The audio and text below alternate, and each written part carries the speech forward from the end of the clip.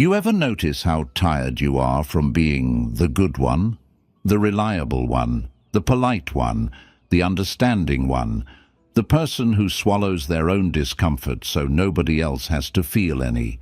You keep the peace, you avoid conflict, you make sure everyone's okay, and somehow, at the end of the day, you're the one who isn't okay. You go home with a quiet anger you don't talk about. You go to sleep replaying conversations and thinking, why did I say yes to that? Why didn't I just say no? You tell yourself you're being kind.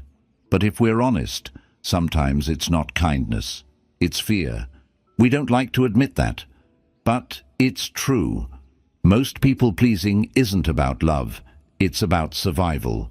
It's, if I disappoint you, you might reject me, and I don't want to be rejected. So we bend, we adjust. We become the version of ourselves that feels safe in the eyes of someone else. And that's the danger. Because every time you adjust too far, every time you silence who you are just to keep someone else comfortable, you train your nervous system to believe a lie. Who I am is not enough. I have to earn my place. I have to earn being loved.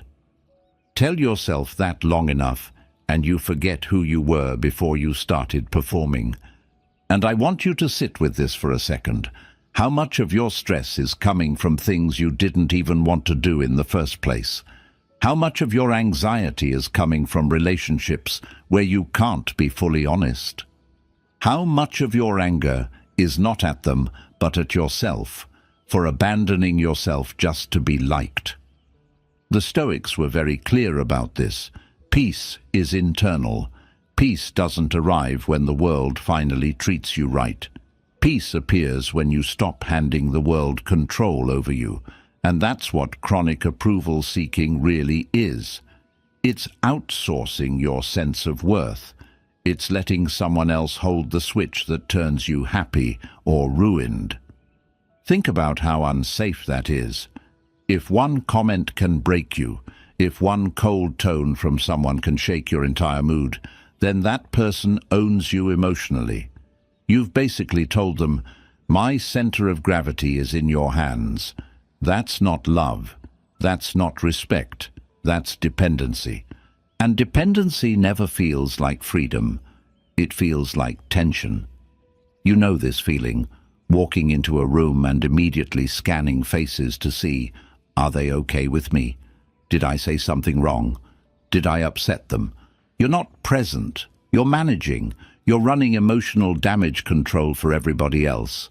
You're not living your life. You're babysitting the reactions of other people. And here's the part that hurts. They usually don't even notice you're doing it. You're sacrificing yourself quietly, and nobody is even aware. Nobody is giving you a medal for it. Nobody is saying thank you for the way you hold your own pain so they don't have to feel discomfort. So you lose twice. You lose yourself, and you don't even get appreciation in return. There is a moment in every person's life, and maybe this is your moment, where it becomes clear that you cannot keep doing this. Not because you suddenly hate people, not because you're turning cold, but because you can't keep bleeding just to keep everyone else warm. There is nothing noble about destroying yourself to be easy for others. Read that again. There is nothing noble about destroying yourself to be easy for others. See, we confuse being good with being available. We confuse being kind with never saying no. We confuse having a good heart with I'll abandon myself if that makes you happy. But a heart that constantly betrays itself is not kind. It's fractured. And a fractured self cannot love honestly. You can't give real love if you're always in survival mode. You can't be present if you're always editing yourself in real time. You can't be steady if your worth keeps depending on moods you don't control. Stoicism teaches something brutally simple. Control what is yours. Release what is not. Your intention is yours. Your choices are yours. Your standards are yours. Other people's opinions, not yours. Other people's expectations, not yours. How they react to your truth, not yours. You are allowed to let people be disappointed in you. You are allowed to let someone think you're selfish because you finally set a boundary.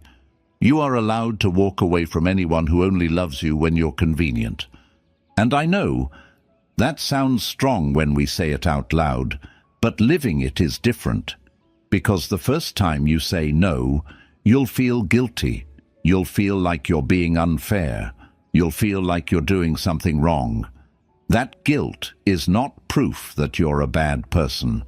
That guilt is just withdrawal. You've been addicted to giving too much. Of course it's going to feel uncomfortable when you stop overdosing people with access to you. But discomfort is not danger. Discomfort is growth. Guilt is not always a signal that you crossed the line. Sometimes guilt is just a signal that you finally drew one. There's a kind of calm that shows up in your life when you stop chasing approval and you start committing to self-respect. It's quieter. It's slower. It's not loud like validation. It doesn't come with applause.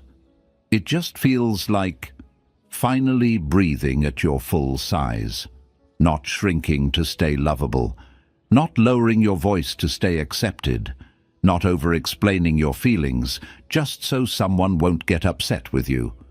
You stop performing and you return to being. And here's the beautiful part that nobody tells you.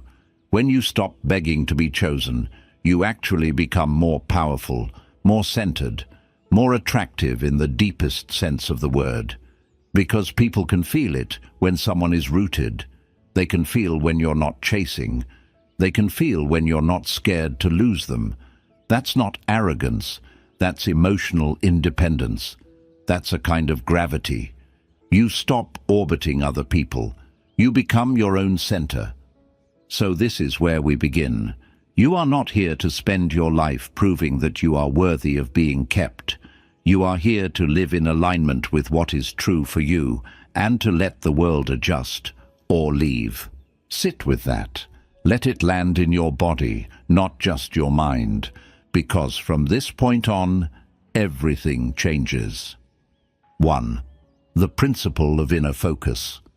There's a quiet form of self-betrayal that looks like love. It looks like devotion. It looks like, I'll take care of you, don't worry about me. People will even praise you for it. They'll say you're kind, loyal, dependable. But if you slow down and listen to yourself at night, really listen, without numbing, without scrolling, without distracting, you'll hear a different truth. You'll hear exhaustion. You'll hear a voice that says, when is it my turn to be understood the way I understand everyone else? That voice is the real you, and most people spend years ignoring it. The core principle here is simple, and it's uncomfortable. Living to please other people is slowly deleting yourself. You might not notice it at first, because it happens in very small decisions. You start saying things you don't fully mean, just to keep peace. You hold back opinions because you don't want to sound difficult. You act okay when you're not okay because you don't want to be dramatic. You become emotionally convenient. And emotionally convenient is just a polite way to say invisible. When you spend your energy trying to be accepted by everyone, you stop being known by anyone, because no one is actually meeting you. They're meeting the version you built for them. A version that doesn't complain, a version that doesn't push back, a version that doesn't ask for more, a version that says, no, it's fine, I'm good, don't worry about me, even when you're breaking. And what's dangerous is that with time, you start confusing that version with who you really are.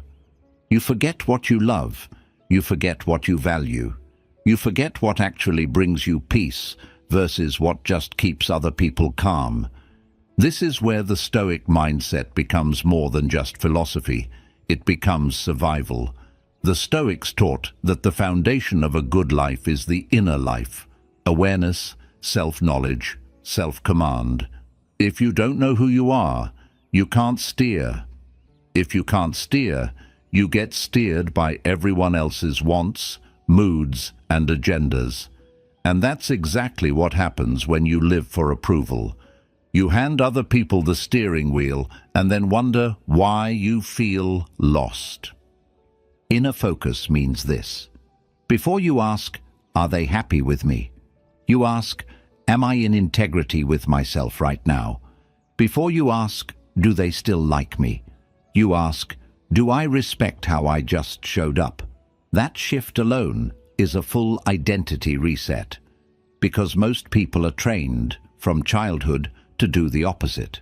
We're trained to scan the room, read faces, and adjust ourselves so we don't cause waves. We're rewarded for being easy. We're punished for being honest. So of course pleasing others became your default. It kept you safe. It kept you loved. You learned that very young. You survived with that skill. But here's the question: is that strategy still serving you now, or is it quietly killing you now?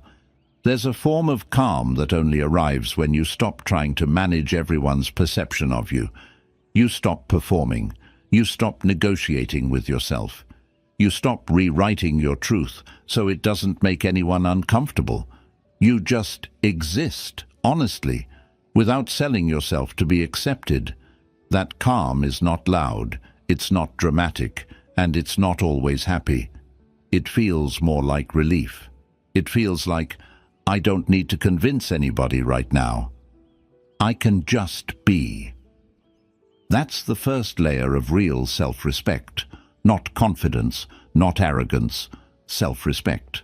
And self-respect is not, I'm better than you. It's, I don't abandon myself anymore. Ask yourself something real right now. How much of what I do every day is actually me? And how much of it is performed to keep my place in someone else's life? And if that question stings, good. That sting is where you start waking up. 2. The noise of opinions. One of the fastest ways to lose your peace is to keep asking, what are they going to think if I do this? You can ruin an entire moment in your life just by running that question in your head. You can kill your own excitement before it even breathes. You can talk yourself out of opportunities, relationships, personal growth. Not because you don't want them, but because you're afraid of how you'll look while you're becoming the person who deserves them. And it's wild, because most of the time, they isn't even a real defined group. It's not 10 specific people sitting in a room judging you. It's a vague, blurry audience you built in your head. You carry this invisible crowd everywhere you go. You dress for them, you speak for them, you hold back for them, you apologize to them in advance, just in case. You live your life trying not to embarrass yourself in front of people who aren't even in the room. Pause and really hear that. You're censoring your life to impress ghosts. The Stoics would call this a complete waste of energy. You don't control the opinions of other people. You never did. You can be kind, and someone will still call you weak. You can be direct, and someone will call you rude. You can be quiet, and someone will call you cold. You can be generous, and someone will still say you're doing it for attention. So if every version of you gets judged anyway, why keep bending yourself just to get a slightly softer judgment? This is where emotional freedom actually starts. Accepting that the judgment will be there, no matter what you do. And if the judgment is guaranteed either way, then you might as well live in a way that sits right with you. But here's where it gets interesting. It's not just what people think of you. It's what you do with what they think. That's where most of the damage happens, not in the words that hit you, but in the stories you build around those words. Someone makes a comment, and instantly you don't hear, I don't like that shirt. You hear, you look stupid. You don't belong here. You're not enough. That whole narrative wasn't said out loud. You wrote it. You handed their voice more power than it ever had. You turned an opinion into a verdict. And once you turn someone else's opinion into your verdict, you start behaving like it's the truth. You shrink. You hesitate. You doubt yourself the next time. You go quiet in rooms where you should be speaking. You start playing small so you won't get hit again. Which sounds safe, but it's not safety. It's self-erasure. There's a very calm form of power in learning to create distance between stimulus and reaction. The Stoics talk about this gap, that tiny space between what happens and how you respond to it. That gap is where your control lives. Not in other people, in you. Somebody talks. Somebody rolls their eyes. Somebody doesn't clap for you when you win. You don't have to jump.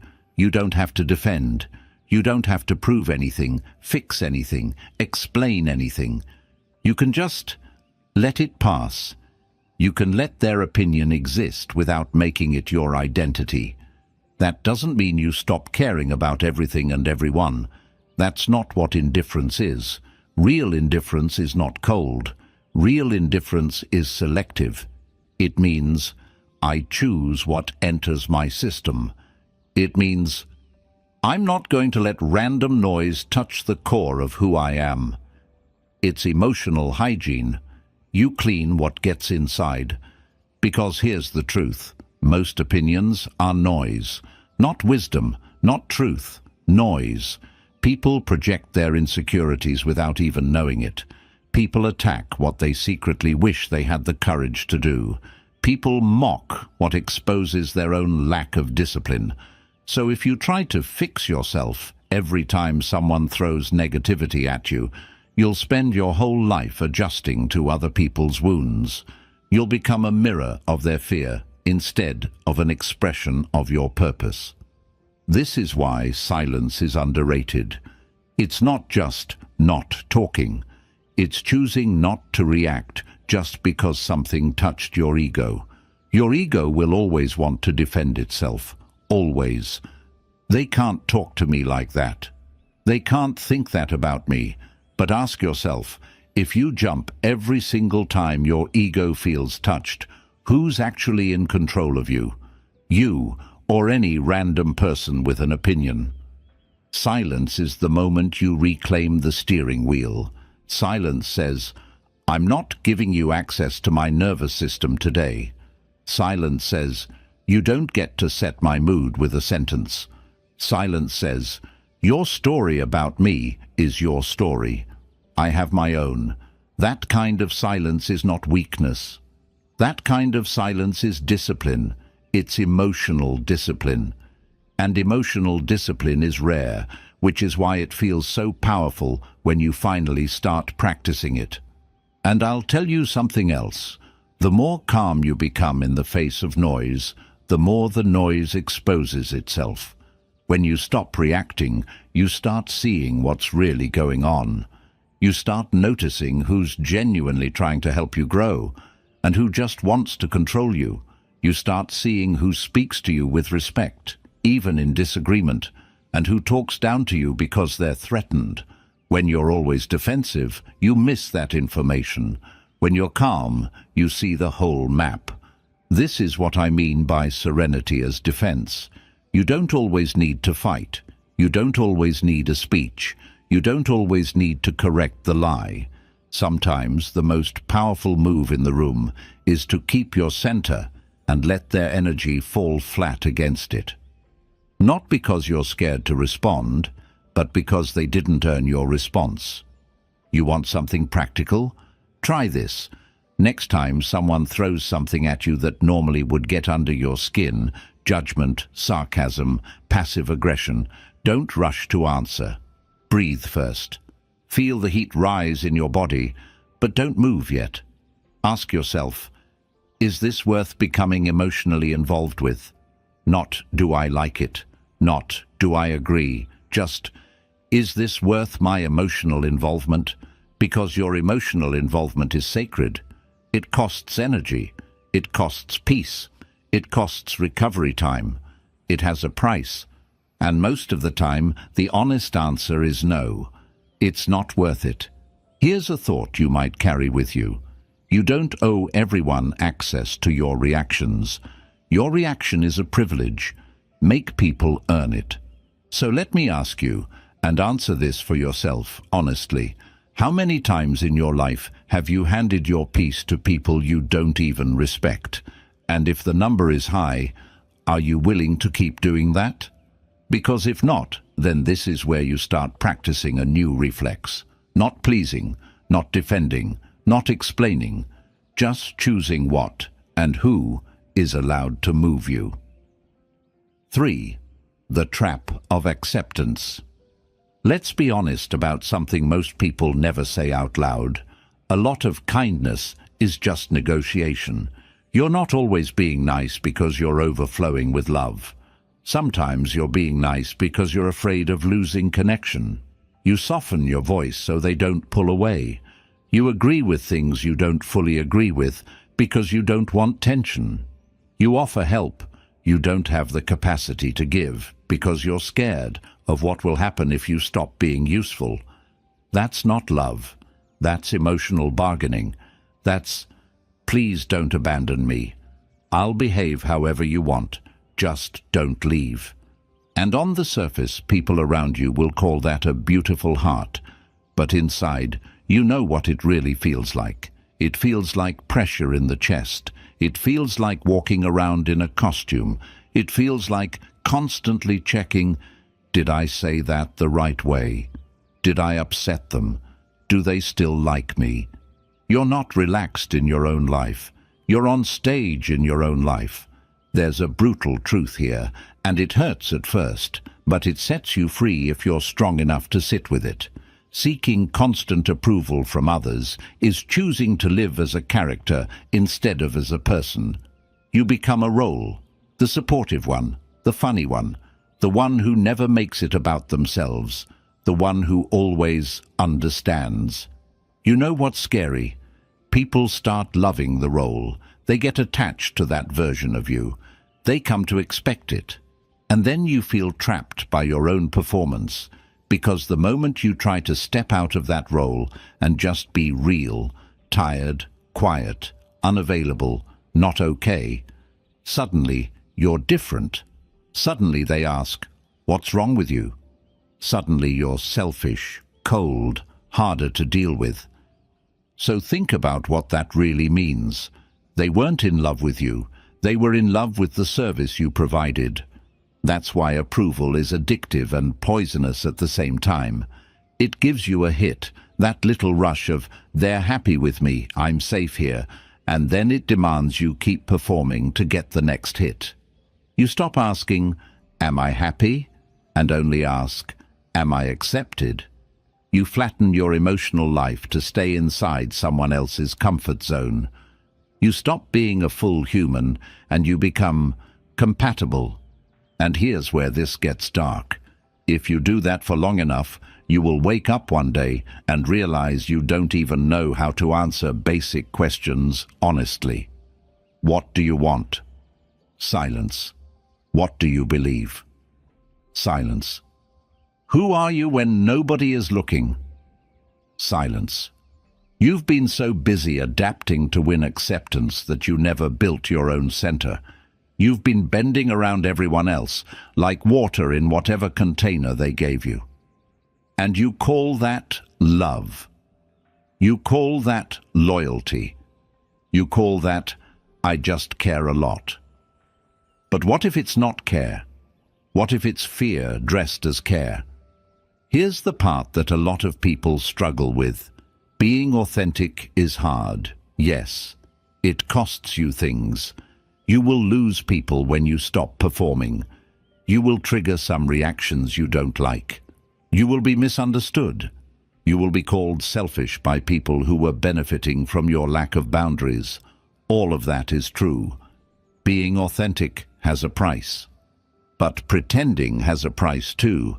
It just charges you slowly, quietly, repeatedly, for years. Pretending costs you sleep.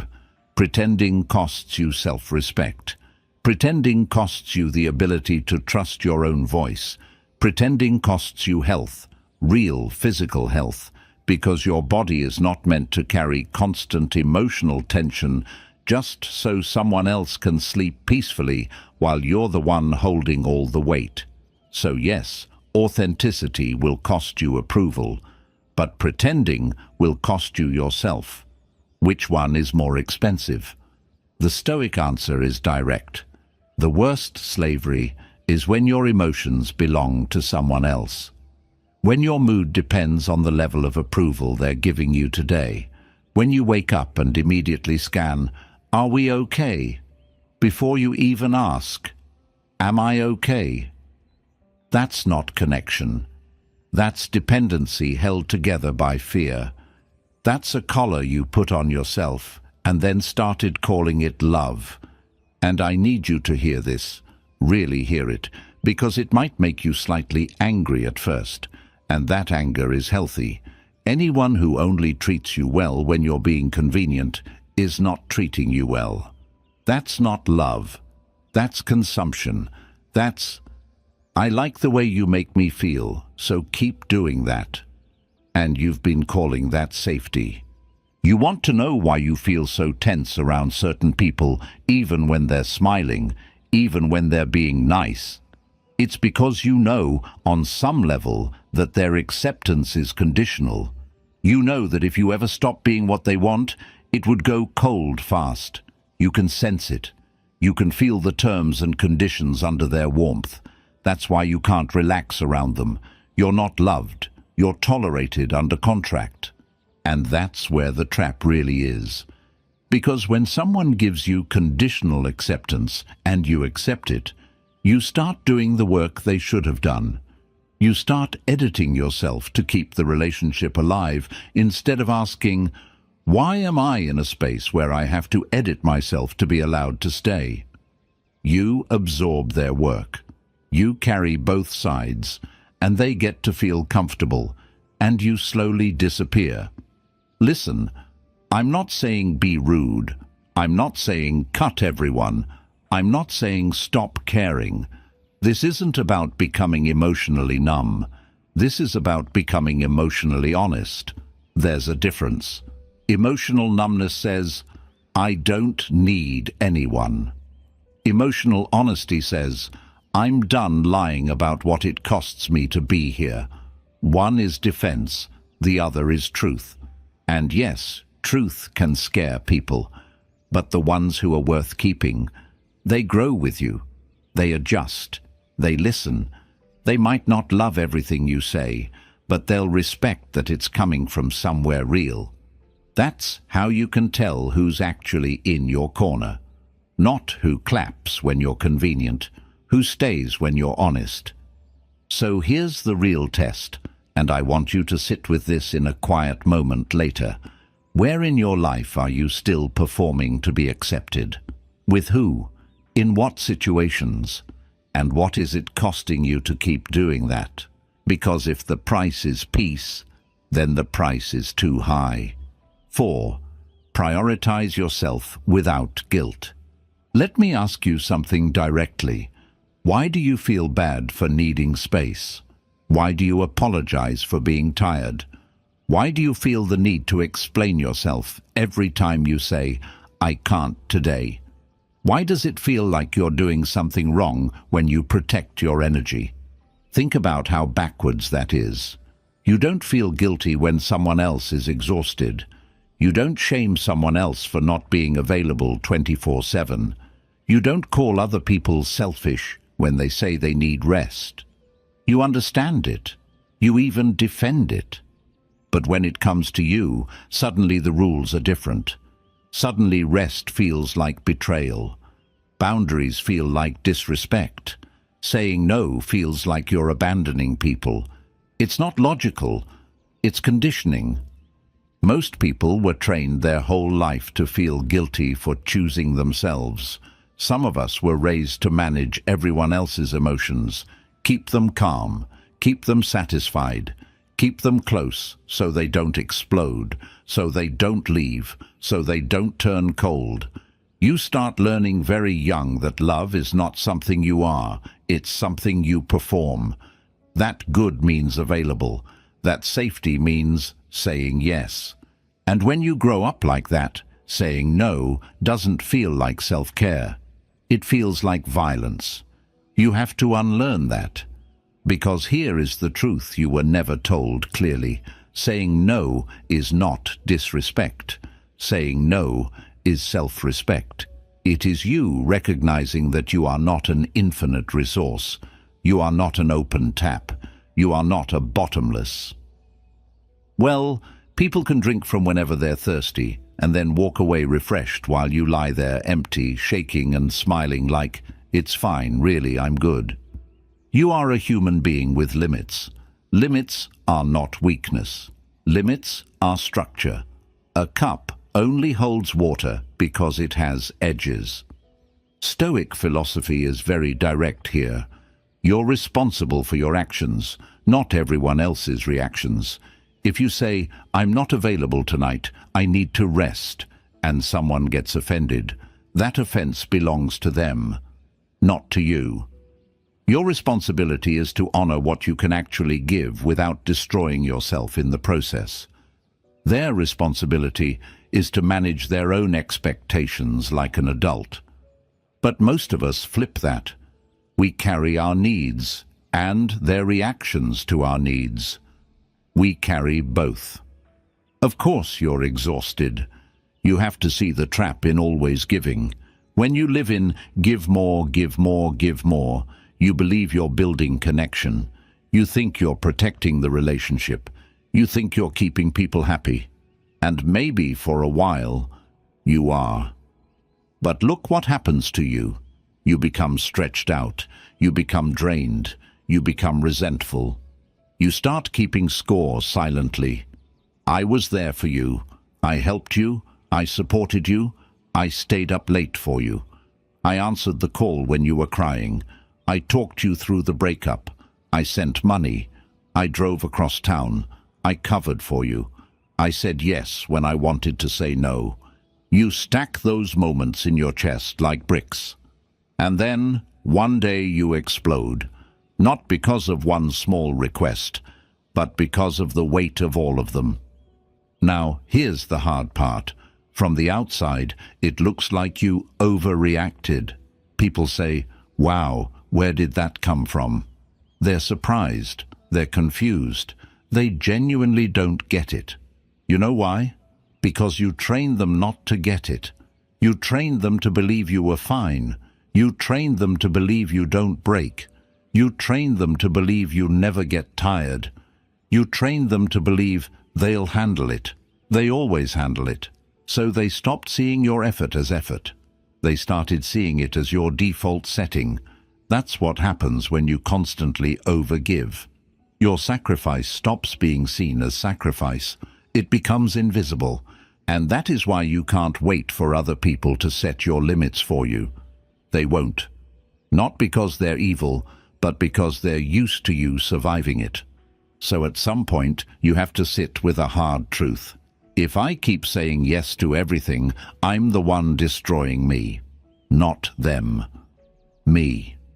That level of honesty is not comfortable, but it's freeing. Because if you're part of the problem, you're also part of the solution. Let's go even deeper. A lot of people feel guilty for pulling back because they believe, if I'm not always there, they'll fall apart. You start thinking you're holding everyone together. You start thinking without you, they'll collapse. That sounds noble, but listen closely. There's ego in that. There's control in that. You're not God. You're not the emergency system of the world. You're a person. And sometimes, honestly, people need to be allowed to struggle without immediately being rescued. Sometimes saving everyone is just enabling their refusal to grow. It's not cruelty to stop overextending yourself. It's fairness. It's balance. You are allowed to say, "I love you, but I can't carry this for you right now." That sentence is healthy. That sentence is honest. That sentence is how adults communicate. The version that says, "Don't worry, I'll fix it, I'll fix it, I'll fix it," while you're breaking inside. That's emotional self-harm dressed up as loyalty. Here's another uncomfortable truth. Some people in your life only love the version of you that gives, the version that helps, the version that shows up at 2 a.m., the version that listens for hours and never asks for anything back. You'll notice something when you stop giving at that level. Some of those people will disappear. They'll call you distant. They'll call you changed. They'll call you cold. They'll say you're not like you used to be. And you will feel a sting. You'll think, maybe I am becoming selfish. Number. You're not becoming selfish. You're becoming balanced. You're removing people who only knew how to take. You're creating space for people who know how to give back. That's not loss. That's alignment. Let me say this clearly. You are allowed to be unavailable. You are allowed to rest. You are allowed to turn off your phone. You are allowed to not respond right now. You are allowed to say, "No, I can't help with that." You are allowed to protect your mental health, your sleep, your focus, your emotional clarity. You are allowed to choose yourself without writing a long explanation to make other people feel better about your choice. And if someone takes your boundary personally, that says nothing about the quality of your boundary. It only reveals the quality of their respect. This is where Stoic discipline becomes practical daily behavior. You have to start acting like your mind, your energy, your peace are limited resources because they are. You have to start treating your time like it belongs to you. Because it does. You have to start saying no early, not after you're already on the edge and shaking. You have to normalize "I can't" before you hit "I'm done." I'll tell you something real, and I want you to sit with it slowly. You cannot save everyone without drowning yourself first. And if you drown, who exactly are you saving? So ask yourself and answer honestly, without guilt, without performance. Where in your life are you giving in a way that is actually breaking you? And are you finally ready to stop calling that love? 5. The loneliness that strengthens. There's a kind of loneliness that breaks you, and there's a kind of loneliness that builds you into something unshakable. Most people never get to the second one because they're too busy running from the first. We're taught early that being alone is a bad sign. If you sit alone at lunch, people whisper. If you walk alone, people assume something's wrong. If you spend too much time by yourself, people ask, "Are you okay?" We grow up thinking constant company equals emotional health. Constant noise equals normal. Constant access equals safety. So we learn to keep people around, even people who make us feel small, ignored, misunderstood, just so we never have to face that quiet.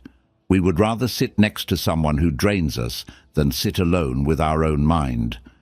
And I need you to hear how dangerous that is.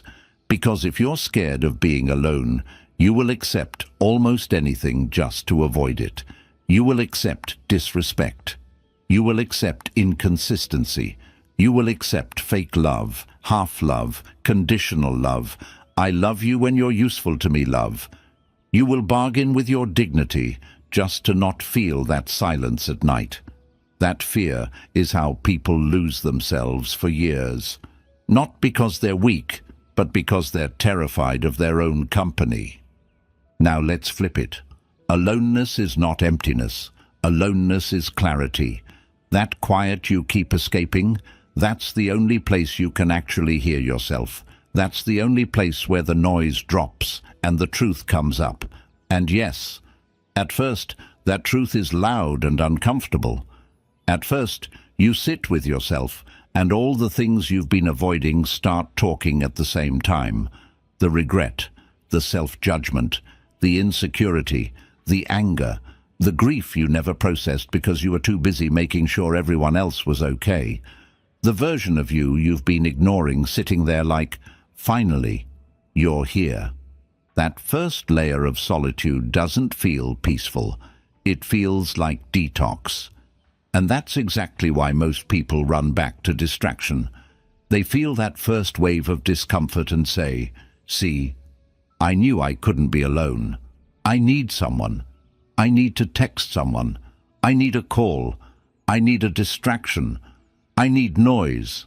I need attention. I need to feel wanted right now, or I'll fall apart. But listen, and this is important, what you're calling need might actually be withdrawal. You're not broken. You're just not used to hearing yourself without interference. If you can stay with yourself a little longer, I'm talking honestly, even 10 quiet minutes without reaching for someone, something changes. The panic starts to settle. The mind starts to slow down.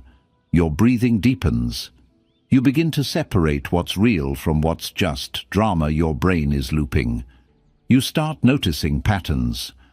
Why do I always chase people who make me feel uncertain? Why do I always offer emotional labor that nobody returns?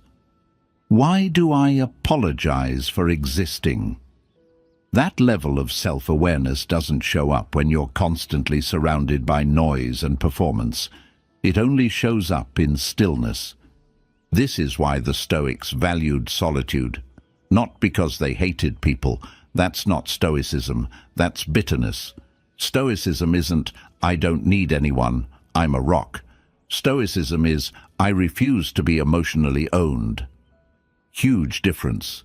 Solitude, to the Stoics, was training. It was, let me sit with myself long enough to become stable, so that when I do connect with others, I'm connecting from strength, not from desperation.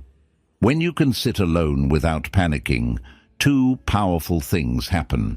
First, you stop chasing low-quality attention. You stop running to anybody who texts you at 2 a.m. just because you don't want to feel lonely at 2:07 a.m.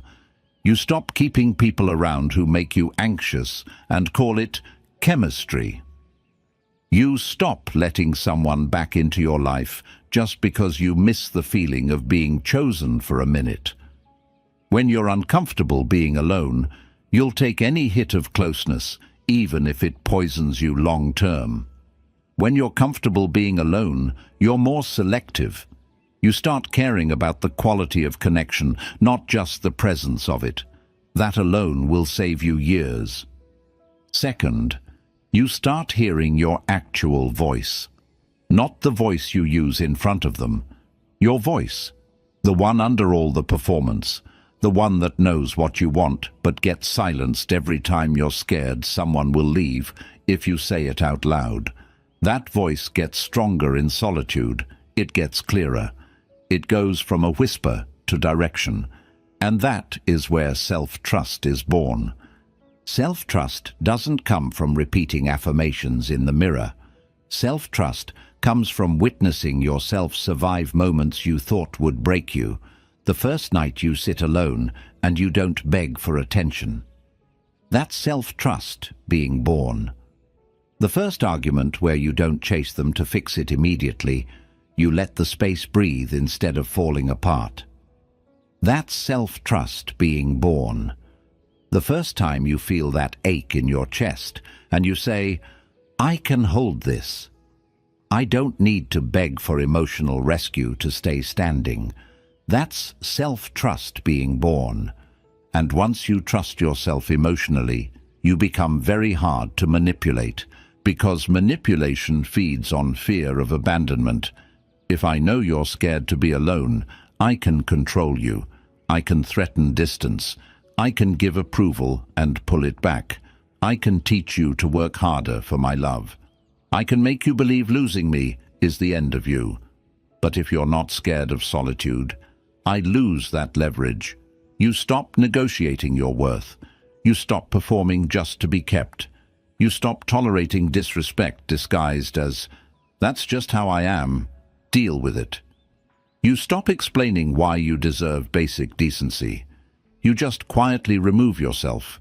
No scene, no drama, just, this is not my environment. That level of calm exit is power. Now, I want to be very clear on something. Choosing solitude is not the same as isolating yourself out of pain and saying, I don't need anyone ever again. That's not strength, that's trauma talking. That's I've been hurt so much that I'd rather burn the whole bridge than risk walking it. That's understandable, but that's not healing. Real strength sounds different. Real strength says, I am capable of standing alone. That means I am free to choose who stands with me. Do you hear the difference? One is fear closing, the other is power choosing. So ask yourself this, gently. Do I spend time alone because I'm at peace with myself, or because I'm hiding from being hurt again? Be honest. You owe yourself that honesty. And maybe the more important question, why do I believe that being alone means I am unloved, instead of seeing it as proof that I am finally learning to love myself? Because here's the quiet truth nobody teaches us growing up. The moment you learn to sit with yourself without needing to be filled, you become very hard to drain. And maybe that's where your real life starts. 6. Selective energy, double asterisk. Let me tell you something that will change the way you move. Not everyone deserves access to you. I don't mean that in an arrogant way. I don't mean I'm above everyone. I mean something quieter, more honest. Your time, your attention, your emotional presence. These are resources. They are not unlimited. They are not free. Every conversation you have, every argument you entertain, every crisis you absorb, every favor you agree to, every person you let stay in your space. All of it costs you something. Energy is a currency. And most people spend it like it's endless, until they wake up one day empty and don't understand why they're numb, unmotivated and tired down to the bones. You keep saying, I'm just tired lately, like it's random. It's not random. Look at where your energy goes. You think energy is just physical work. It's not. Energy leaks emotionally. You burn energy every time you pretend you're okay. You burn energy every time you let someone disrespect you, and you swallow it instead of addressing it. You burn energy every time you listen to complaining that never turns into action. You burn energy every time you sit with someone who plays victim to their life while refusing to touch their own responsibility. You burn energy in relationships that feel like you're constantly reassuring the other person that you're not going to leave, even though you're the one who should have left months ago. Some people are not difficult. They are draining. There is a difference. Draining people are not always loud. Sometimes they're kind. Sometimes they're sweet. Sometimes they need you. Sometimes they praise you. And that's exactly why you let them keep access. You say, they're not a bad person. I'm not talking about good or bad. I'm talking about, what does being around them do to your state? Are you lighter, clearer, stronger? Or are you buzzing with stress and guilt and low-grade anger every time you walk away? Stoicism is very practical when it comes to this. It's not about hating people. It's about clarity. The Stoic mindset says, protect your inner state the way you would protect something priceless, because that's exactly what it is. If your peace is fragile, your life is unstable.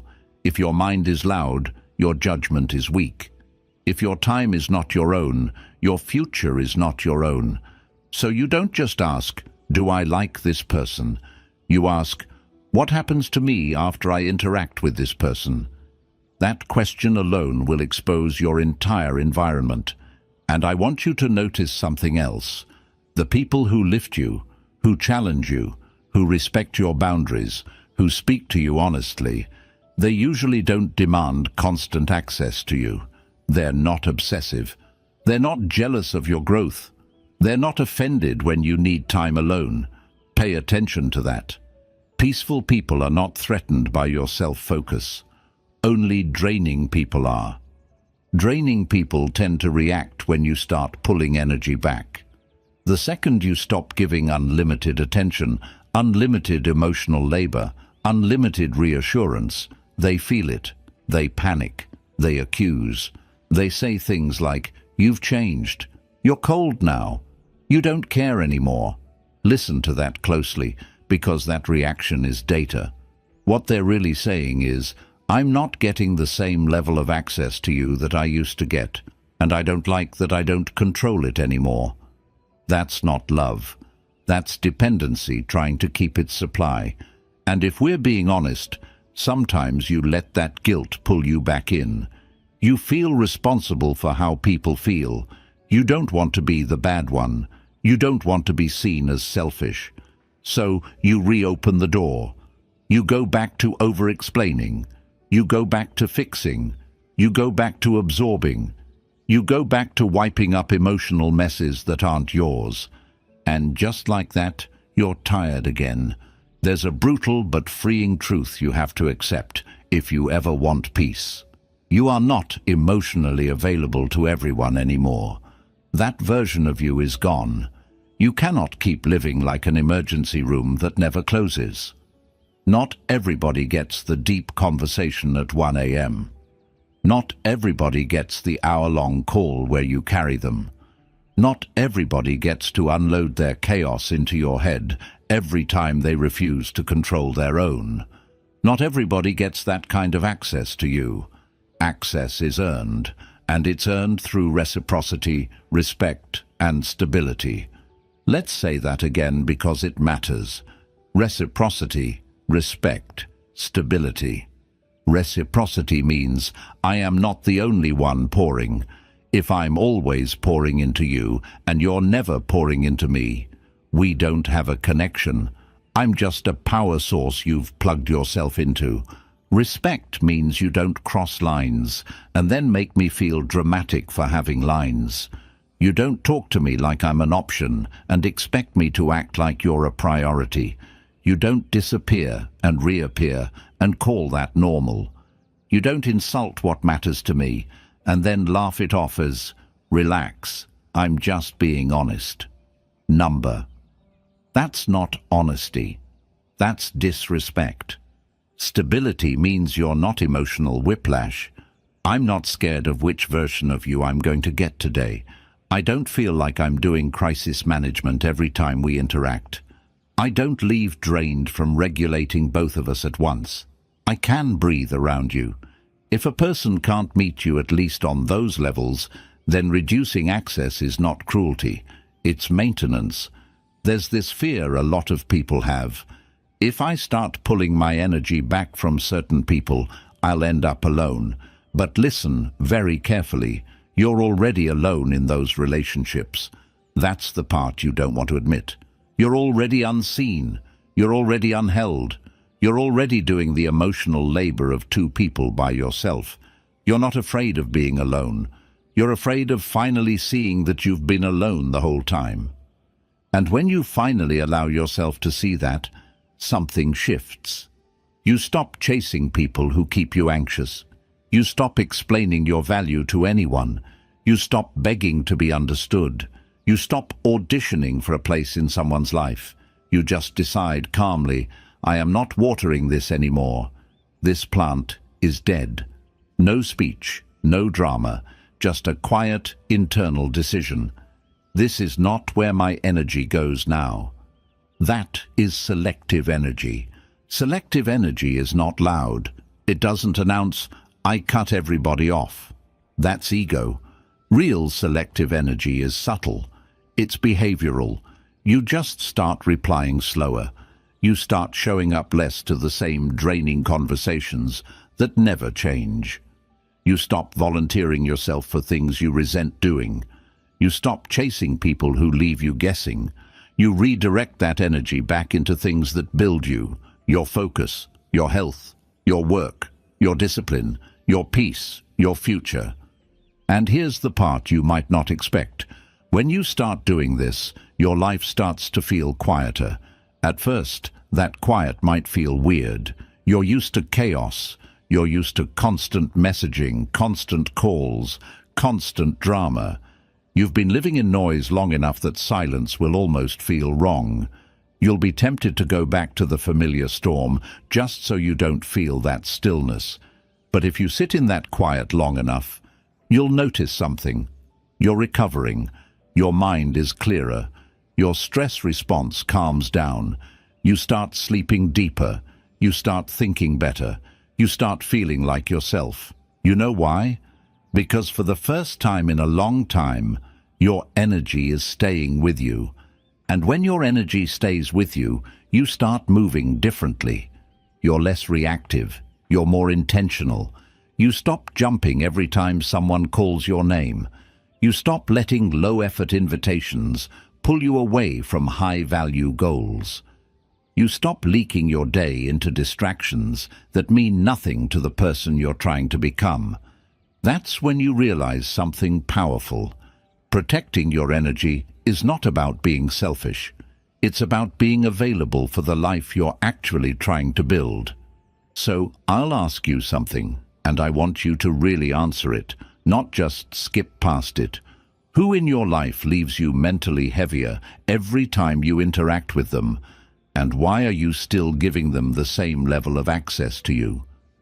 And deeper than that, if you stopped feeding what drains you, how much more would you have for what could actually change your life? 7. Fearless authenticity. There is a very specific kind of tired that comes from pretending. It's not the tired you feel after working hard. It's not physical exhaustion. It's soul tired. It's the fatigue that comes from constantly managing how you're perceived.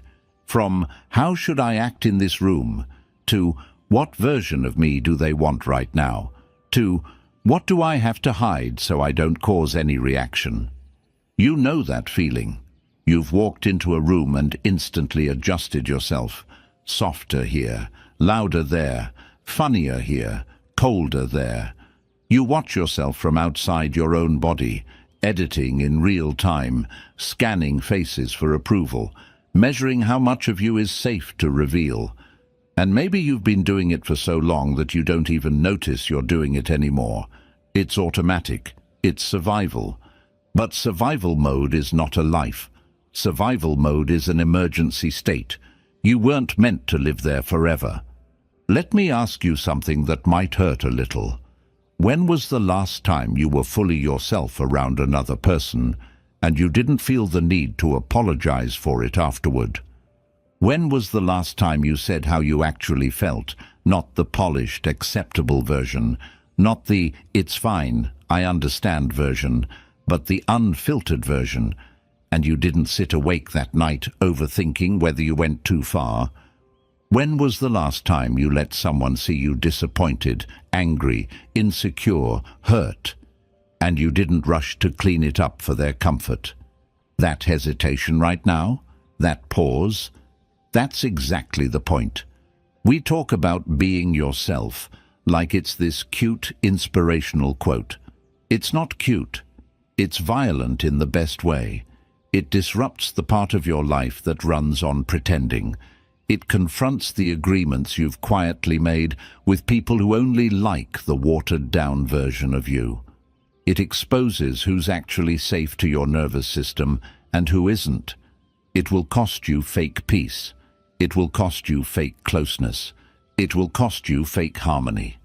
But it will give you real calm.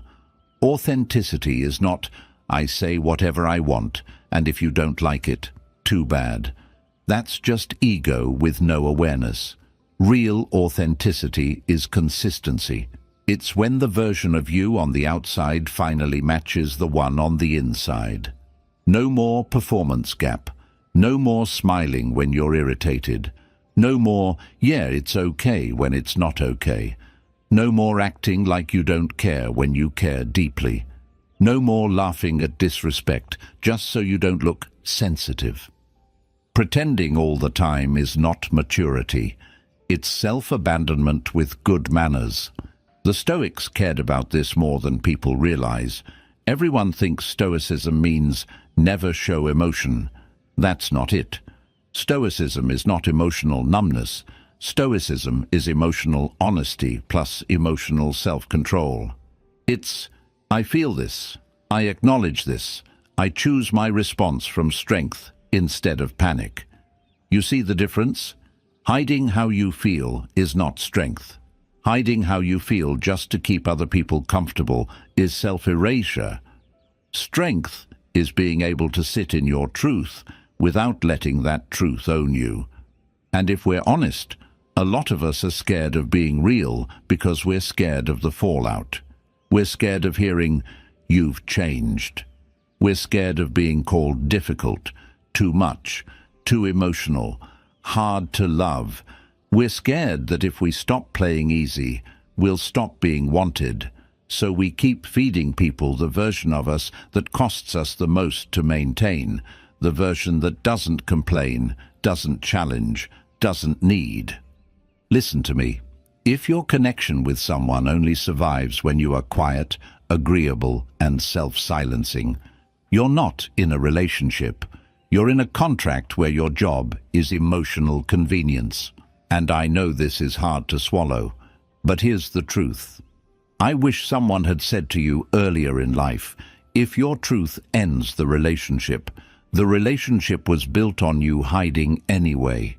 You're not losing something real. You're losing an arrangement that depended on you staying small.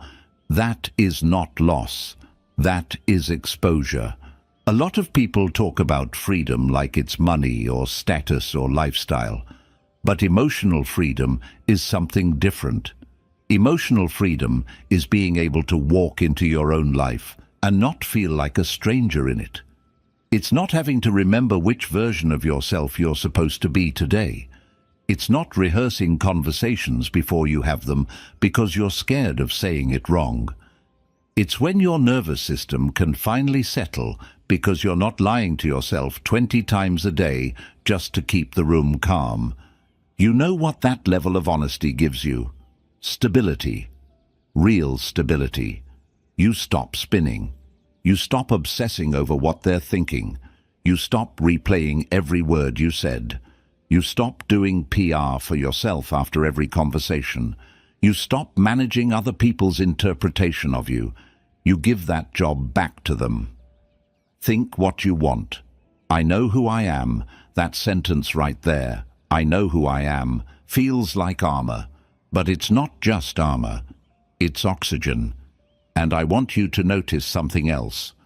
Authenticity looks strong from the outside, but from the inside it actually feels softer, calmer, quieter. Because pretending is exhausting. Pretending is tension. Pretending is resistance. Authenticity feels like, I'm not forcing anything right now. I'm not pushing myself into a shape that doesn't fit. I'm just here. That's why people who are truly themselves don't usually speak the loudest. They don't need to. Their presence already feels grounded. They're not selling you an image. They're not auditioning for a role in your life. They're just existing. And that's magnetic. People think being yourself will make them lose everyone. Sometimes it does make you lose a few. But here's what they don't tell you. It also attracts the right ones. The people who actually align with you can't even find you if you're always hiding under layers of performance. They can't recognize you if you're always presenting the edited version. You want people who respect your honesty. You have to let them actually meet it. So let me ask you something, quietly, with respect. Where in your life are you still performing a version of yourself just to keep access to someone? And is that access really worth what it's costing you? And deeper, what would your life feel like if you finally decided you're done apologizing for existing exactly as you are? 8. The freedom from pleasing. There's a moment, and if it hasn't happened to you yet, it will, where you finally say no, and you don't explain it. You don't dress it up. You don't over-apologize. You don't throw in, "But if you really need me, I can try." You just say calmly, "No, I can't do that." And the silence after that moment feels almost violent. Your heart's beating, your body's alert. Part of you is waiting for impact. But at the same time, there's this strange wave of relief, like your spine finally straightened and decided, "We're done living bent." That's not rudeness, that's liberation. We don't realize how deep the addiction to pleasing goes until we try to stop. You would think saying no is simple. It's not. Saying no without guilt can feel at first like you're breaking some ancient law. Like you're not allowed to choose yourself.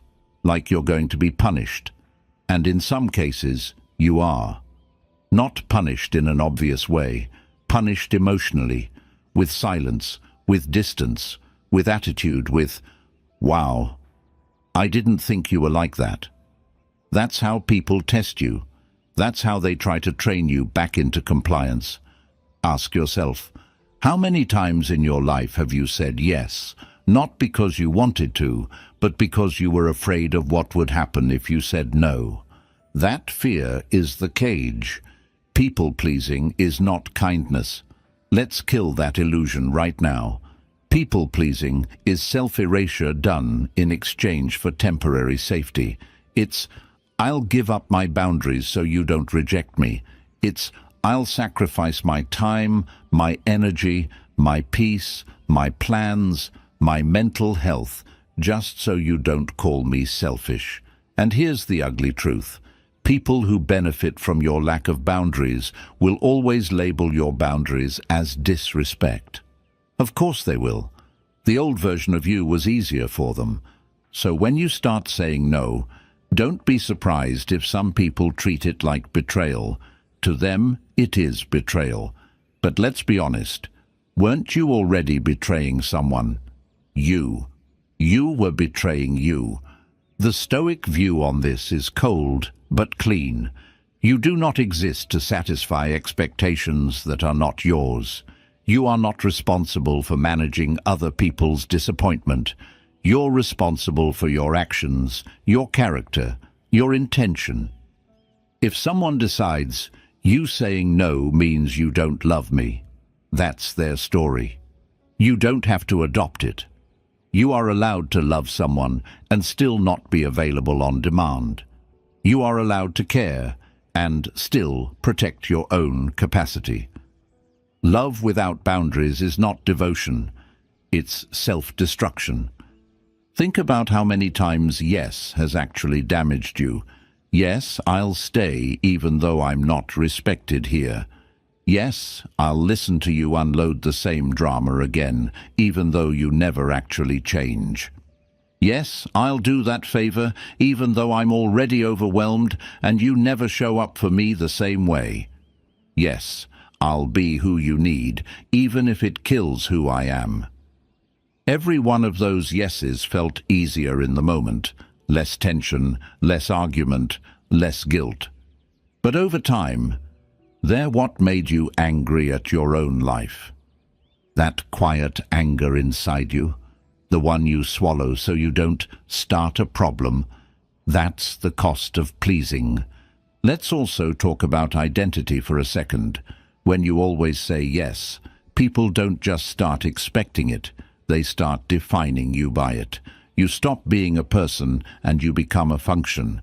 You become the one who always helps, the one who always understands, the one who sacrifices.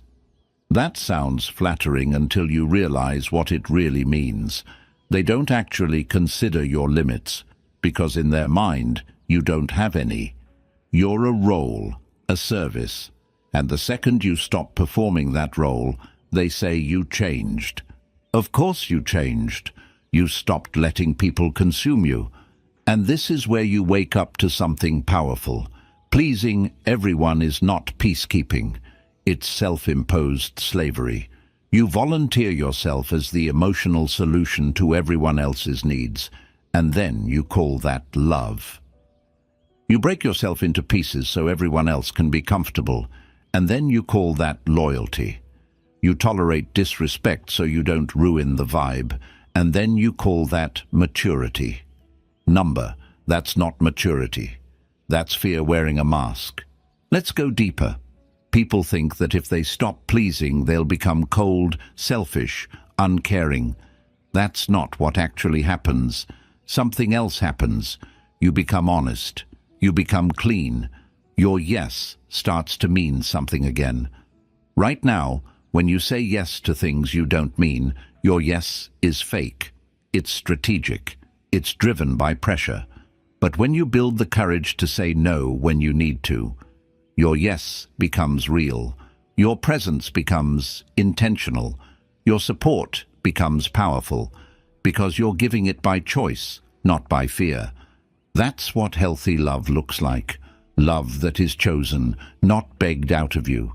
Here's something nobody tells you because they don't benefit from you knowing it. You don't actually owe people constant access to you. Access is not a human right. Access is a privilege. Your attention is valuable. Your time is valuable. Your emotional presence is valuable. Your mind is valuable. And when something is valuable, you don't just hand it out to everyone who wants it. You protect it. You invest it where it matters. You give it where it builds something, where it drains you and then blames you for being drained. And let's be real. Sometimes you're not just scared of disappointing others. You're scared of who you will be if you're not the nice one. That identity has been your anchor. I'm the one who's always there. You've built worth around that. So when you stop, there's a small panic. If I'm not always available, then who am I? I'll tell you who you are.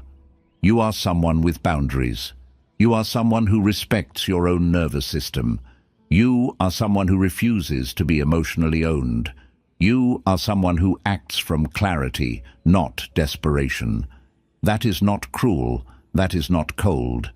That is what strength actually looks like in adulthood. Strong is not, I can carry everyone. Strong is, I know what I can carry, and I refuse to carry what's breaking me. Let me give you something practical you can use the next time you feel yourself slipping into automatic yes. Before you answer someone's request, pause, even 2 seconds, and ask yourself, if I say yes to this, what am I saying no to in myself? That question is a mirror, because every yes is a trade. Yes, I'll help you move might mean, no, I won't rest.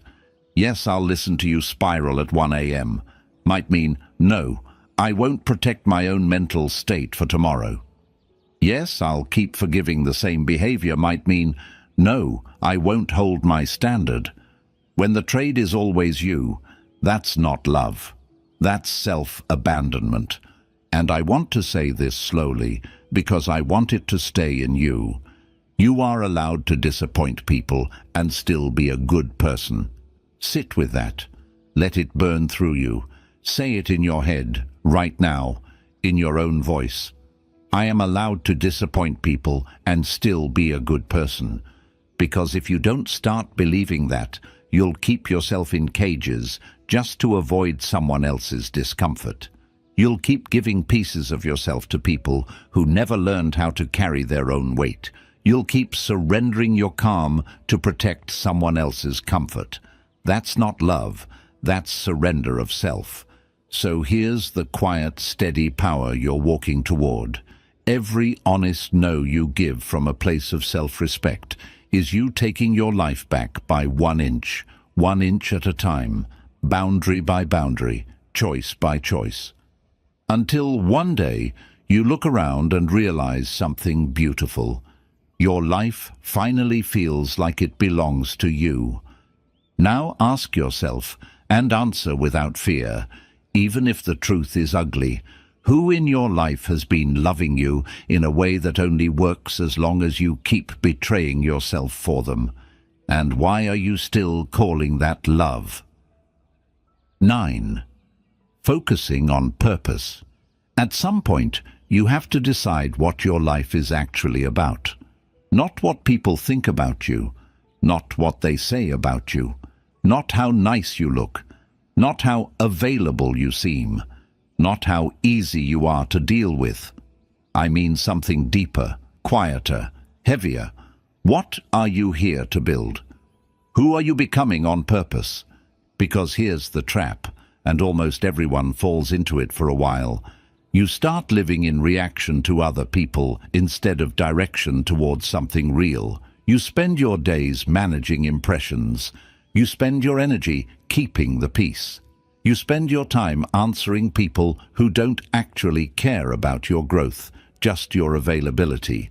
You burn your attention on distractions, drama, opinions, expectations, moods, and you call that being a good person.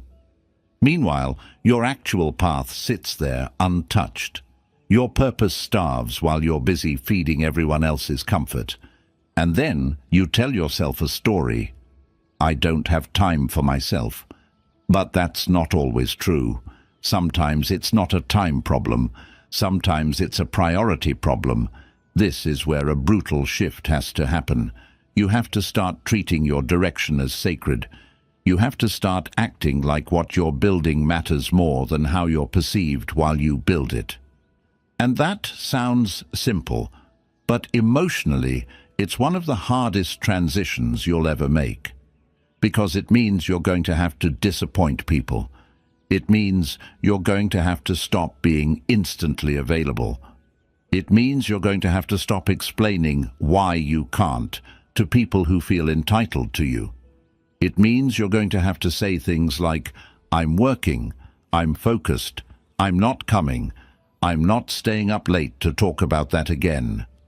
I'm not wasting another afternoon having the same empty conversation we've had 10 times already. And they're not going to like that. Understand this clearly. When you start protecting your purpose, you become difficult to anyone who was benefiting from your lack of direction. And you have to be okay with that. The Stoics talk a lot about control, what belongs to you and what doesn't. Most people hear that and think it's only about emotions, like stay calm, but it's bigger. It's also about focus. It's about where you aim your life. Your purpose, that thing you're trying to build, learn, become, repair, strengthen, that is inside your circle of control. Other people's opinions are not, which means, logically, if you're spending more time adjusting to what's outside your control than building what's inside it, you're literally living backwards. Ask yourself, honestly, how much of your day is spent doing something that actually supports the person you say you want to be, and how much of it is spent managing, soothing, responding, pacifying, entertaining, explaining, proving. And here's where it gets even more real. A lot of people don't stay consistent with their goals, not because they're lazy, but because they're exposed. When you're focused on something meaningful, people can see you trying. They can see you caring. They can see you committed. And that level of visibility feels vulnerable. It's easier to just go with the flow and keep everyone happy than to say, no, I'm busy working on myself. Because the moment you say you're working on yourself, people watch, people judge. They wait for you to fail. They mock the first sign of inconsistency. They tell you you've changed like it's an insult. So we do this little trick. We hide our effort behind being available. We say yes to everything, so we never have to stand in the tension of, I'm building something whether you approve or not. Let me say something to you that maybe nobody said out loud. You're allowed to choose you as your main project. You are allowed to live a life that is primarily about your alignment, your discipline, your healing, your work, your peace. This doesn't make you unloving. This doesn't mean you don't care about people. It means you finally understand that if you don't build your own center, you will always be emotionally rented by whoever needs you most that day. Purpose is not just career. Purpose is direction. Purpose is, what am I moving toward? Some people are moving toward mastery in their craft. Some people are moving toward internal calm. Some people are moving toward physical strength, mental resilience, spiritual steadiness. Some people are moving toward repairing their self-respect after years of letting people talk to them like they're replaceable. All of those are purpose. Purpose is anything that if you stayed with it for the next 6 months, you would become noticeably stronger, clearer, more yourself. Now here's what happens when you really start focusing on that. The noise fades, not because the world becomes quiet, it won't, but because it stops mattering the same way. When you're actually living with direction, random opinions hit different. Petty invitations hit different. Drama hits different. You start seeing how small it all is. Things that used to trigger you don't even register, not because you became numb, but because they're simply not relevant to where you're going. That's why discipline feels like freedom once you taste it. People think discipline is restriction. It's not.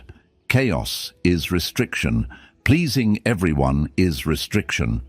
Letting everybody pull you in different directions all day is restriction. Discipline is choosing a path and refusing to be yanked off it every 5 minutes. That's freedom. And I'll tell you something else. This is important. When you get serious about your purpose, you'll lose some people. Yes, that's true.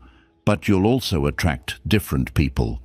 People who respect focus instead of resenting it. People who support your boundaries instead of trying to guilt you out of them. People who don't need you to be constantly available in order to feel secure around you. You'll start to notice that people who are building their own lives don't hate you for building yours. It's always the ones doing nothing who demand that you do nothing with them. So here's the part where I'm going to ask you directly, and I want you to answer this honestly, with no performance, just truth. What are you working toward right now that matters enough to you that you're willing to start disappointing people to protect it? And maybe even deeper than that. If you don't choose a direction for your life, do you really think the world won't choose one for you? 10. The power of indifference. There is an elegance in not reacting, not laziness, not apathy, not I don't care about anything. That's not what we're talking about. I'm talking about strategic indifference, emotional discipline, the kind of inner stillness that says, not everything deserves access to my nervous system. That's power, quiet power, the kind of power that is deeply misunderstood, especially by people who live off drama. Let's be clear first. You are not supposed to react to everything. You are not supposed to answer every message the second it arrives. You are not supposed to explain yourself to everyone who misunderstands you.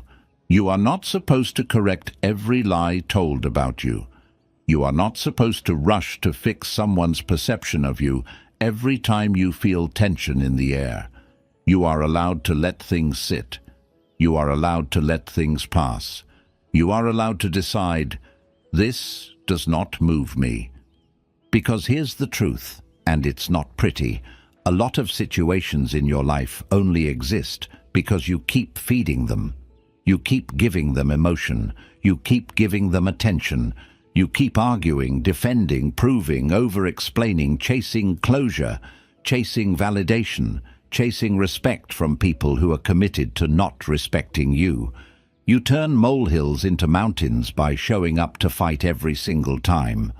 Indifference is saying, that's no longer where my energy goes. The Stoics were masters of this, not because they didn't feel. They felt, they bled, they loved, they lost, but they refused to hand their inner state to situations that weren't worth it. They drew a hard line between what's in my control and what's not. And anything on the not side, it gets no reaction. Not because you're weak, because you're wise. Think about how much of your emotional life is shaped by things outside your control. Someone's mood, someone's tone, someone's lack of gratitude, traffic, delays, rumors, comments from people who don't even know you, family members who still see you as your past version, exes who poke you just to see if they still have access to you. All of this is noise, and yet you let that noise dictate your mood, your focus, your sleep, your self-worth. Do you see how unsafe that is? If you can be emotionally destabilized by anybody at any time, just by them deciding to push a button, you don't have peace, you have conditional calm. You're fine only when the world behaves. That isn't calm, that's hostage. Indifference breaks that. Indifference says, I decide what matters. Indifference says, I don't have to participate just because I've been invited to the argument.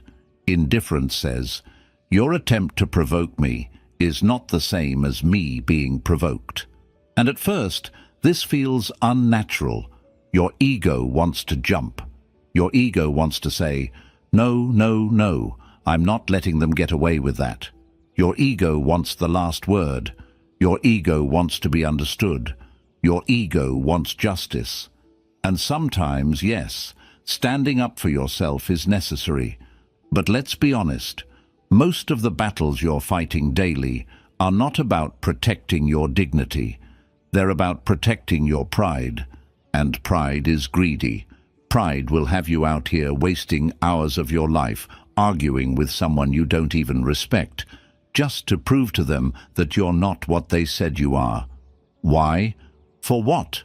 If you don't respect them, why are you letting their words rearrange your heart rate?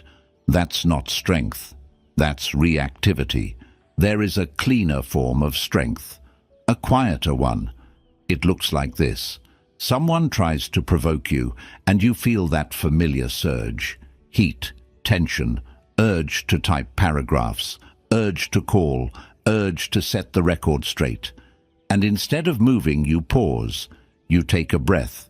You watch the urge like a wave instead of becoming the wave. You tell yourself, not every attack needs a counterattack. Sometimes the most disrespectful thing I can do is refuse to engage. And then, and this is the key, you actually move your attention somewhere productive. You don't just sit there fantasizing about your comeback speech. You redirect. You open the work you were doing. You go to the gym. You clean your space. You study. You journal. You call someone who actually loves you. You choose an action that builds you instead of an argument that empties you. That redirection. That's where self-mastery lives. Indifference is not running away. It's refusing to waste yourself. It's refusing to set yourself on fire emotionally every time someone tosses you a spark. It's refusing to let low-quality energy pull you out of high-quality intention. And I need you to hear this, because it matters. Every time you choose indifference over reaction, you are training your nervous system to stop living in alert mode. You're telling your body, we're safe even if they're mad. We're safe even if they don't like us. We're safe even if they're talking. We're safe even if they misunderstand. Can you imagine how different your life would feel if your body actually believed that you are safe, even when you're not pleasing everyone? That's emotional elegance. That's what real calm is. Let's talk about another layer of this. A lot of people fear indifference because they confuse it with passivity. If I don't react, they'll think they can walk all over me. Number. That's not what we're doing. Indifference doesn't mean you don't act. It means you don't perform. You can absolutely enforce consequences without performing outrage. You can calmly step back. You can quietly remove access. You can change what you allow. You can stop answering. You can end the pattern. You can walk away from the table. That is action.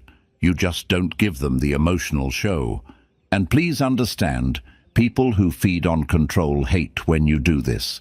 They hate calm exits. They hate when you don't beg. They hate when you don't explode. They hate when you don't chase.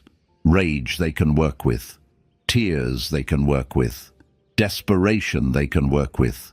But indifference starves them. Indifference communicates, "You are not the center of my world. You are not the thing that defines me. You are not where my life is happening." That message is not loud, but it's final. I'll give you something practical. Start using this sentence internally when you feel provoked. This is not worth access to my peace. Not, I don't care. Not, whatever. That's too shallow. Say it clearly. This is not worth access to my peace. And then act in alignment with that sentence. Because that's the standard now. Your peace is not cheap. Your attention is not cheap. Your reaction is not cheap. Your energy is not cheap. If someone wants access to those things, they have to earn it through respect, honesty, consistency. If they're coming with chaos, manipulation, guilt, or games, they get nothing. So let me ask you something only you can answer. How much of your life have you spent being emotionally dragged into battles that didn't deserve you? And how different would your life feel if, starting today, you simply stop showing up to wars that don't build you? 11. Inner strength. There's a version of you that doesn't flinch when people misunderstand you. There's a version of you that doesn't need the room to agree before you move. There's a version of you that can feel a wave of emotion rise. Anger, fear, shame. And still choose what to do next from clarity instead of panic. That version of you isn't a fantasy. It's built. One choice at a time. One moment at a time. One boundary at a time. Inner strength is not loud. It's not the speech, the flex, the dramatic exit, the public declaration. Inner strength is quiet self-ownership. It's the invisible line inside.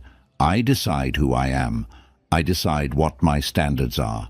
I decide how I treat people and how I require to be treated in return. It's the ability to hold your own hand in the dark and say, "We're not abandoning ourselves today." And if that sounds simple, it's because the truth usually is. It's living it that's hard. Most people think strength is about toughness. I don't cry. I don't break. I don't need. But that's just armor. Real strength is not about never feeling. Real strength is about feeling fully and still remaining the steward of your behavior.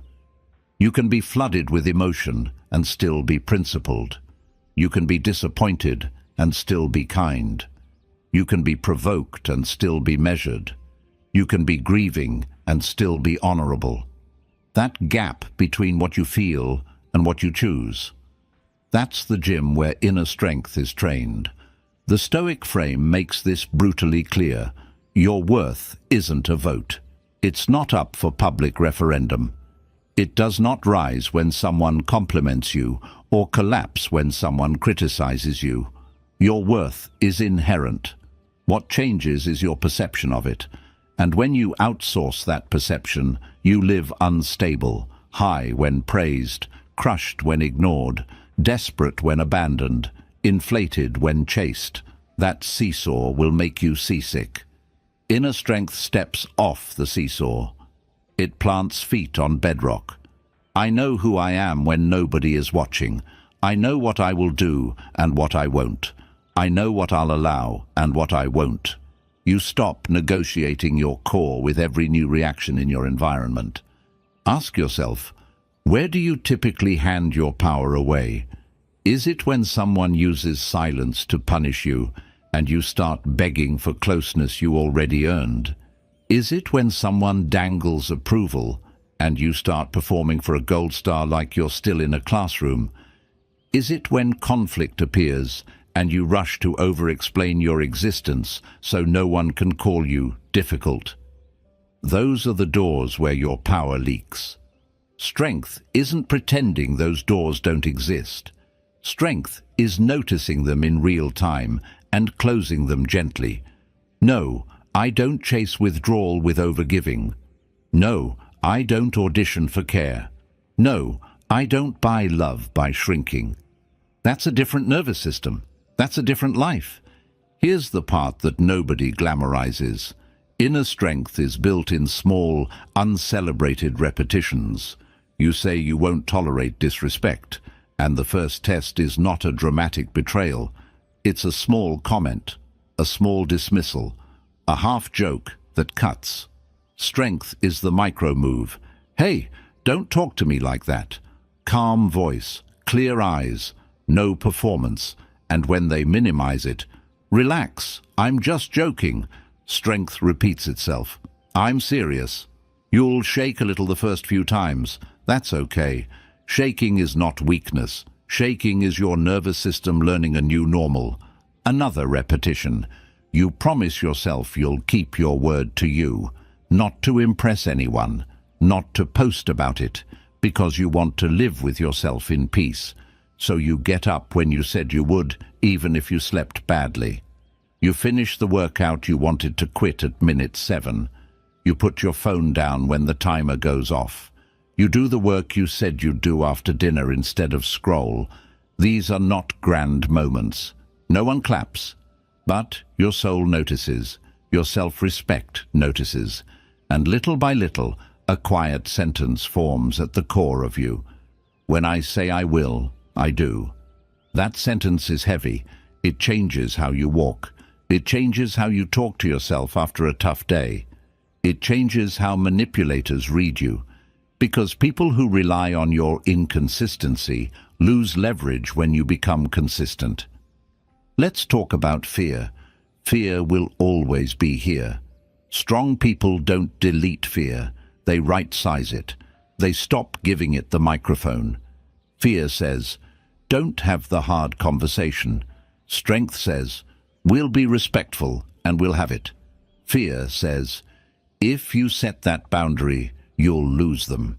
Strength says, if a boundary costs the relationship was costing me.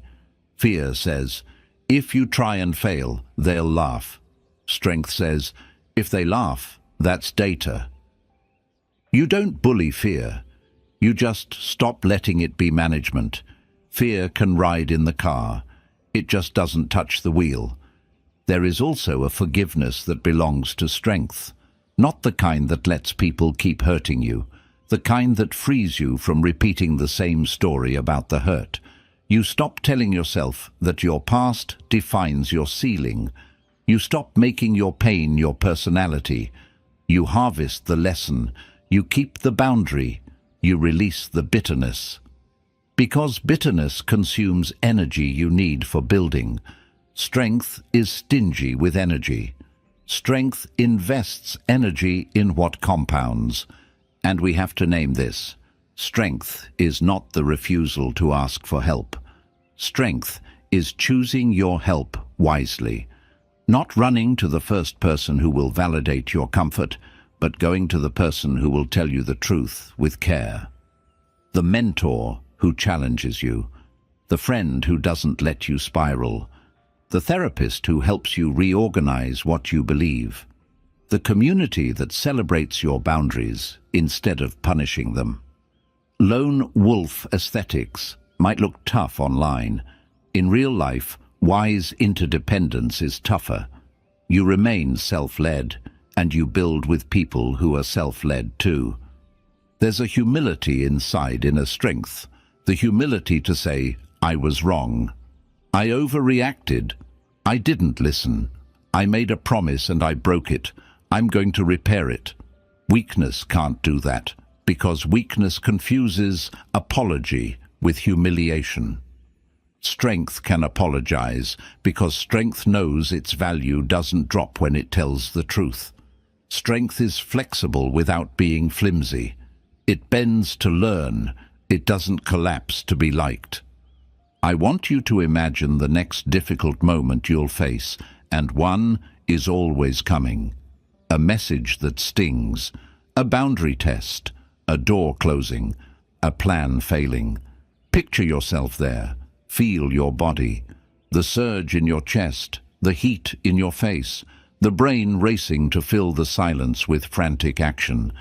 And then picture the pause, the breath, the decision to expand the gap between feeling and choosing. You remind yourself, my value is not at stake here. My character is, you choose words that age well.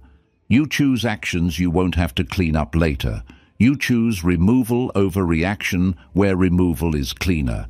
You choose steady over spectacular. That is inner strength in motion. It's not dramatic, but it changes outcomes. And if you need a sentence to carry with you when the pressure hits, let it be this. I do not negotiate my self-respect to avoid someone else's discomfort. Say it softly. Say it like a promise, because that's what it is. Your worth has never been a mirror. Your mind is your ground.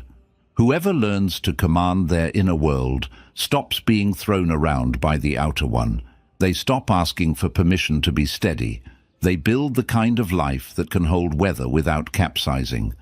And maybe that's the most beautiful thing strength gives you. Not applause, not invincibility, just the deep, quiet knowing that whatever comes, you won't abandon yourself on the day you need you most. 12. Personal transformation. There is a version of you you haven't met yet. Not the perfect you, not the fantasy you that never gets irritated, never says the wrong thing, never falls back into old habits. I'm not talking about that polished, untouchable image. I'm talking about a you that is simply honest, calm, aligned, solid. Someone who doesn't live on emotional reflex. Someone who doesn't beg to be seen. Someone who doesn't keep rewriting themselves to earn a place in rooms that don't even feel good to stand in. That future you is not built by pleasing. That future you is built by shedding. We grow up thinking transformation means adding more habits, more books, more techniques, more productivity hacks, more rules, more. But the deeper work is actually subtraction. Remove the lies you tell to make other people comfortable. Remove the guilt that keeps you saying yes when your body is screaming no. Remove the dependence on praise. Remove the addiction to being needed. Remove the need to be seen as nice, reasonable, so understanding.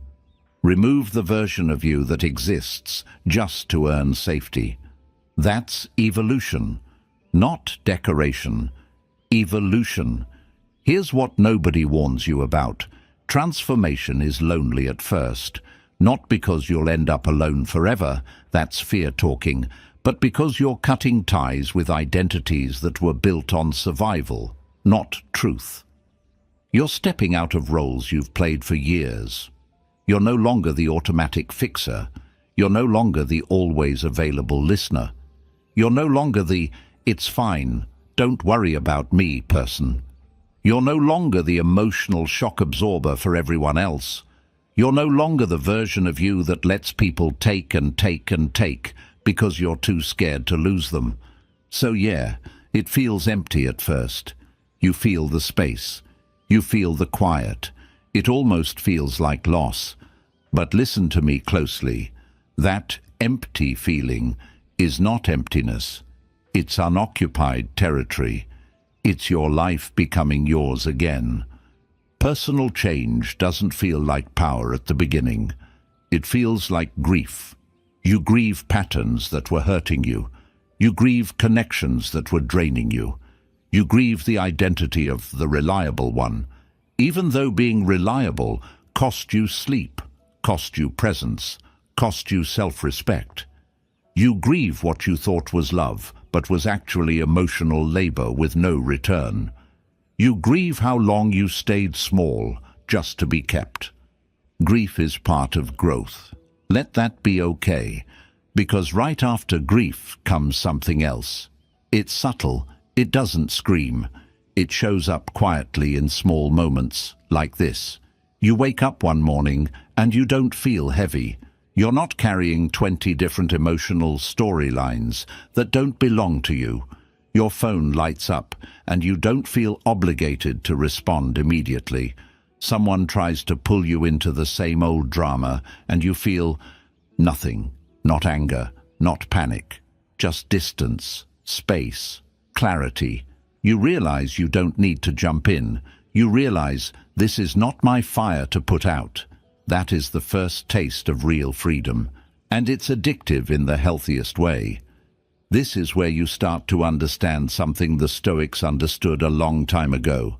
Peace is an internal skill. It's not an accident. It doesn't happen when the world finally stops being loud. The world will never stop being loud.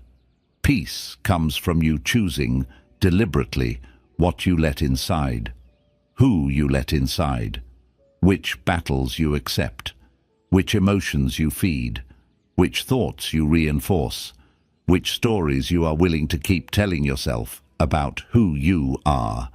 And the story has to change, because for years you've been telling yourself some version of, I have to be needed to be loved. I have to be easy to be safe. I have to be pleasing to belong. I have to stay quiet to be kept. And I want to say this to you as directly as I can. That story was a survival tool, not a truth. It got you this far, yes. Respect it for that. But do not confuse what kept me alive back then with what will keep me fulfilled now. This next part of your life will require a different story. The new story sounds like this. I'm allowed to take up space without apologizing. My boundaries are not cruelty. My time is mine. My energy is valuable. If being true to myself causes you to leave, then leaving is your decision, not my guilt. I am not here to be consumed. I am here to live. That mindset, not motivational quotes, not a productivity routine, not a fake confidence act. That mindset is the foundation of emotional stability. It's what protects you from getting pulled back into cycles you swore you'd never return to. It's what keeps you from answering the message you know you shouldn't answer. It's what stops you from agreeing to the thing you know you'll resent. It's what keeps you from performing softness for someone who would never bleed like that for you. Because here's the real transformation. You stop negotiating your worth. Your worth stops being something you keep trying to prove. Your worth stops being something you hand to people and beg, please see this. Your worth stops being something fragile you keep in other people's hands. Your worth becomes your baseline, your standard, your non-negotiable. You become the person who says, no, I don't allow this in my life. And you mean it, quietly, calmly, without rage, without panic, just truth. And that calm truth rearranges your entire reality. People who were using you for comfort will fall off. People who only liked you submissive will distance. People who only loved you tired will lose interest. Let them talk. Let them rewrite the narrative in their favor. Let them say, you changed. You did change. That's the point. You're not here to stay stuck in an old version of yourself just so someone else can keep benefiting from it. Growth will not always look lovable to the people who needed you small. And I want to tell you something else. Your transformation will help people you'll never even meet. The moment you start living from self-respect, you become proof that it's possible. Someone in your life, a friend, a sibling, someone who watches you from the side quietly, is going to see you hold your boundary without exploding. They're going to see you stop chasing people who disrespect you. They're going to see you pour into your purpose instead of into constant drama. They're going to see you stop apologizing for existing, and something in them is going to wake up. You're going to become evidence that peace is not a fantasy, evidence that it's real, evidence that it's allowed. That is how you start changing the world without trying to impress the world. And maybe that's what this entire journey has really been about from the beginning. Not control, not perfection, not winning in the eyes of other people. Just this: becoming someone you can live with peacefully. Becoming someone you respect. Becoming someone you don't abandon. Becoming someone whose silence feels safe, not haunted. So I'll ask you a final question, and I want you to answer it honestly, not as the version of you who performs for others, but as the version of you who's finally done performing. What are you no longer willing to trade just to be liked? Because the moment you answer that with truth, that's the moment your real life begins. Let's land this together. All through this conversation, there's been one quiet thread running under everything we talked about. It's not be stronger. It's not cut people off. It's not don't feel. It's something softer and honestly more demanding than all of that. It's this: stop leaving yourself, because that's what people-pleasing really is. That's what overgiving is. That's what chasing approval is. That's what always saying yes is. That's what performing a softer version of yourself just to keep the room calm is. It's leaving yourself. It's walking out on yourself in real time while you're still physically in the room. And you've been doing it so long that it feels normal. It feels polite. It even feels loving. But you can feel it in your body that it's killing you. This is the part where that ends. Not tomorrow. Not one day when I have my life together. Now, in small, honest ways. You don't have to flip your world overnight. You don't have to confront everyone you know. You don't have to announce a new era on social media and declare, "I'm done with fake people." That's performance again. That's not what we're doing. The real shift is quieter. It happens in the next decision you make that involves you betraying yourself, and you don't. That's it. Someone asks for your energy, and you know you don't have it. You tell the truth. I can't right now. And you don't explain yourself to make them comfortable with that truth. Someone gives you attitude to pull you into drama that doesn't move your life forward. You don't chase. You don't defend yourself to their ego. You let it sit. You protect your peace like it's oxygen. Someone tries to make you feel guilty for having boundaries. You feel the sting, sure, because you're human. But you don't fold. You let them feel whatever they feel. You stay standing inside your line. You catch yourself starting to apologize for a feeling that is completely valid. You stop mid-sentence.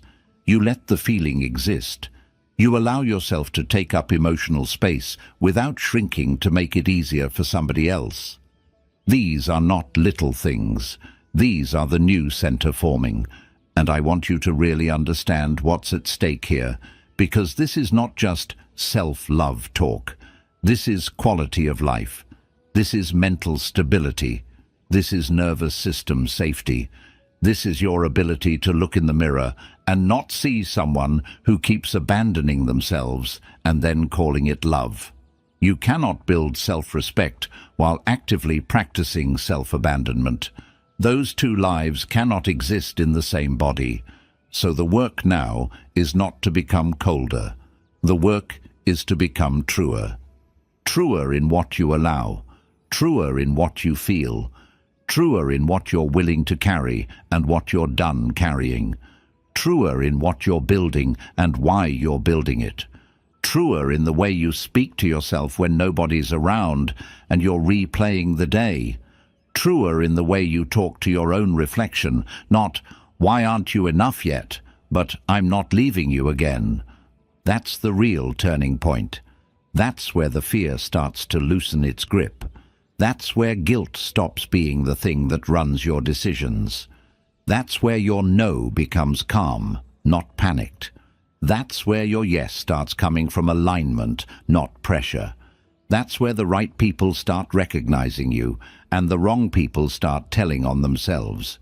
This is the life you're walking toward, a life where you don't have to beg to be respected, because disrespect doesn't get near you long enough to settle in. A life where you don't have to fight to be understood, because you understand yourself enough that their confusion doesn't shake you. A life where you don't have to prove that you're worthy of staying, because you no longer stay in places that require you to prove it. Peace is not passive. Peace is a standard. And I'll tell you something that might feel strange, but I want you to hold it. You are allowed to live a life that makes sense to you, even if it disappoints people who expected you to keep playing small. Read that again. Let it sit in your body, not just in your head. You are allowed to live a life that makes sense to you. So here's where I'll leave you, not with motivation, but with a question you'll carry into tonight, into tomorrow, into every room you enter from now on. If I fully respected myself in this moment, what would I stop giving to people who haven't earned it? And what would I finally start giving back to me? Sit with that. Answer it honestly. And whatever answer comes up, that's your next step.